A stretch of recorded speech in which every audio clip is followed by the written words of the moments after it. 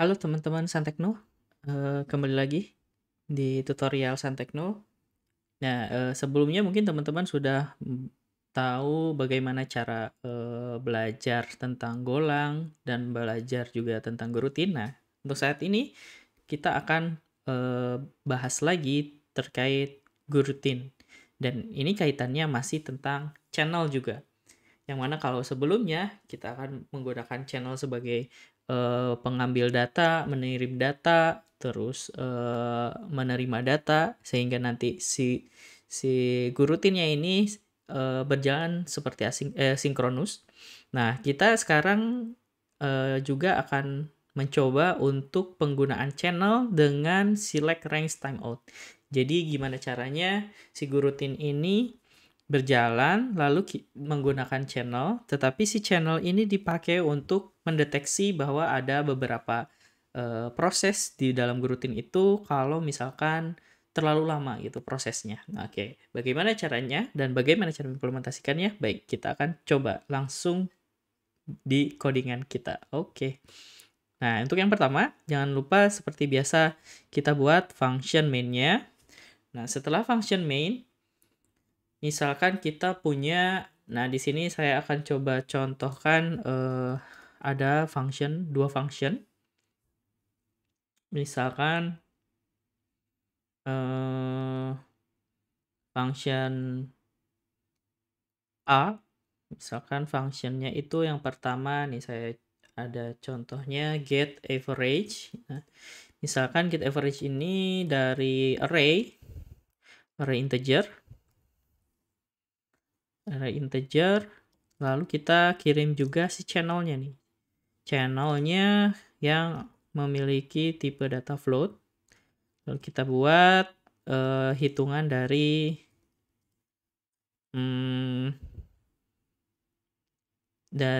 average ini. Misalkan gini, terus dari range numbers. Nah, lalu kita jumlahkan sumnya. Sumnya dari tersebut. Oke, oh ini oke, nggak apa-apa. Jangan lupa kita kirim ke channel ya, ke channel yang tadi. Sum per berarti total ya, learn dari si numbers. Jangan lupa di floatin juga. Oke, karena ini sumnya juga perlu float, jadi agar si E-nya ini bisa integer 64 deh, biar nanti disamain. Oke, nah satu function yaitu get average, berarti mengambil rata-rata. Satu lagi kita buat function get max. Get max yang ada dari numbers, sama dari array integer, terus dia akan mengeluarkan channel chain misalkan integer. Nah, berarti kita looping sebanyak data yang ada di array range. Jangan lupa juga berarti kita tentukan si max-nya. Kita max-nya itu misalkan dari numbers. Jadi kita anggap yang pertama itu sebagai max-nya. Terus kita looping sesuai sama datanya. Terus kita if kan kalau max-nya itu kurang dari yang kita kondisikan. Terus kalau emang kurang, berarti si E menjadi yang paling besar. Terus sampai ditemukan dan CH-nya itu dikirim. Max-nya. Max gitu. Oh, sorry. Ini integer 64. Oke, nggak apa-apa. Kita buat integer 64 juga. Atau kalau mau integer aja deh, biar nggak terlalu besar ya. Nah, oke, kita punya main function ya. Main function, yang mana main function ini kita punya 2 proses, yang mana proses ini akan kita buat menjadi gurutin. Nah, sebelum kita menggunakan select channel, nah untuk mendeteksi timeout-nya, berarti kita perlu tahu juga bagaimana dia menyeleksi ini adalah data dari function average, balikan dari average, atau channel dari get max. Nah, itu perlu kita bagi dua dengan cara nih akan kita coba ya. Terus numbers, misalkan numbersnya itu array integer, biar sama kita buatkan array integer 2, 3, 4 misalkan ya ini 7, 8, 9. Nah, array-nya seperti ini. Biar tahu kita fmt di print len aja dari numbers. Nah, numbers, oke. Lalu kita akan kirim. Nah, ini penampung dari setiap channelnya ya. Make chain, kalau ini float 64. Lalu kita akan kirim get average. Nah, get average dari numbers dengan kirim juga si channel satunya. Set. Nah, oke, kita kirim. Satu lagi channel yang kedua. Inisialisasi channel, terus karena balikannya adalah tipe ya. Tipe, lalu kita go get max, karena di sini dia return dari si channelnya tipenya adalah integer. Secara kalau numbersnya itu masih integer juga, maka balikannya kirim channel 2 karena dia dipakai untuk menyimpan get max. Selanjutnya, agar kita tahu si return dari dua gurutin ini untuk menghitung dari numbers yang udah kita kirim, maka kita perlu mengambil datanya. Nah, misalkan kita looping deh 2 karena kita hanya 2 function. Di sini terus i kurang dari 2, i plus, terus kita akan select nih. Select lalu kita case di mana misalkan average itu diambil dari channel 1 kan. Maka nanti akan kita print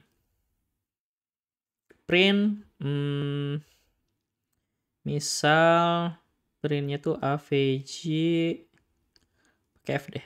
Print f avg misalkan di sini langsung keluar f-nya si datanya, berarti langsung kita keluarin aja avg-nya. Nah, kayak gini.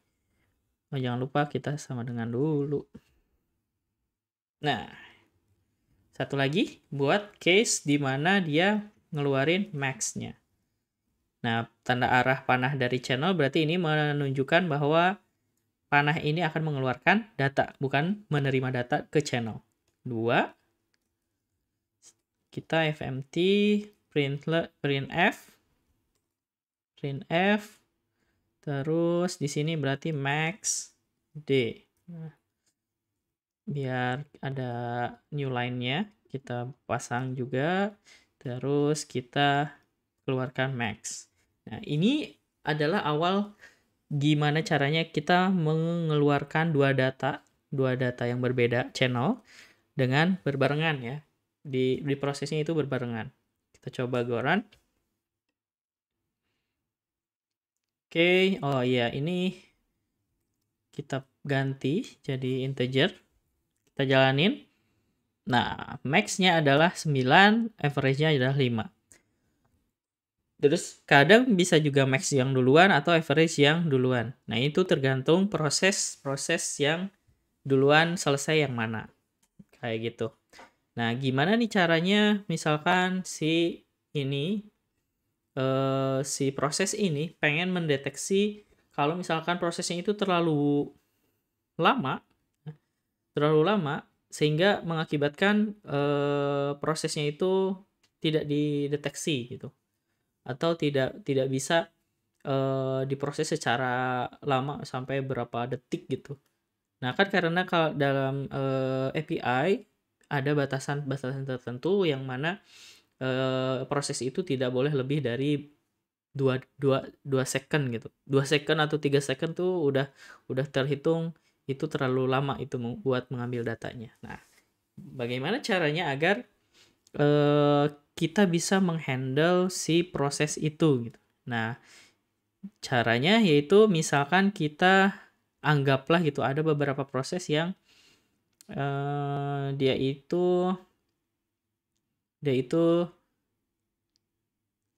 ada yang lama gitu pada saat prosesnya. Misalkan kita tambah deh time sleep di average, misalkan ternyata di sleep di average ini prosesnya terlalu lama gitu.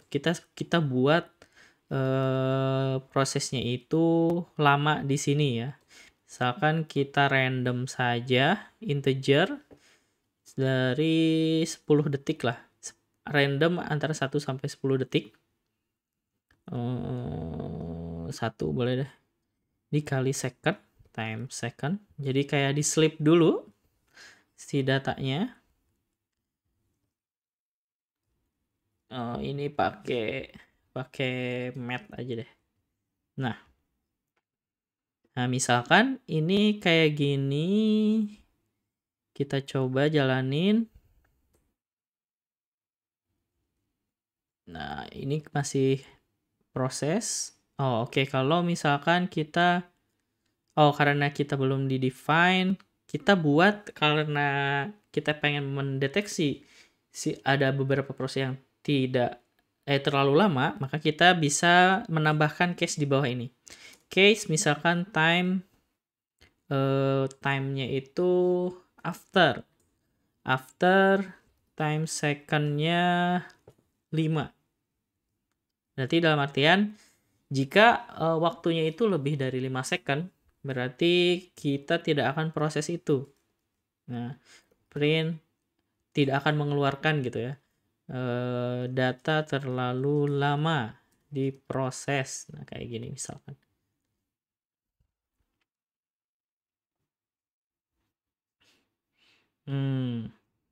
Nah, ini berarti kita kasih tanda panah juga untuk mendeteksi bahwa ini terlalu lama gitu pemrosesan datanya.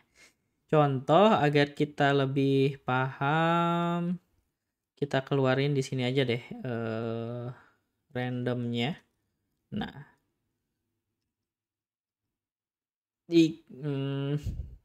dibagi 10 ditambah 1 sehingga ini akan terasa random. Sleep-nya random. Nah, terus kita print juga biar tahu si randomnya itu berapa detik second sleep-nya. Kita lihat. Nah, kita coba jalanin. Randomnya 1 nanosecond. Oke. Ini ini terlalu sedikit. Sleep-nya 1 ya. Atau biar cepat kita kaliin aja dulu time second. Nah, randomnya, atau kita nggak usah deh randomnya doang, kita keluarkan tapi di sini randomnya dikasih duration, time duration random second.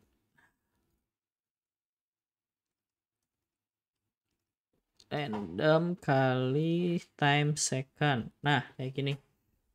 Biar kita tahu berapa second. Nah, 1, kalau ini 1 second. 1 second. Randomnya masih 1 second. Ya udah kita ganti aja.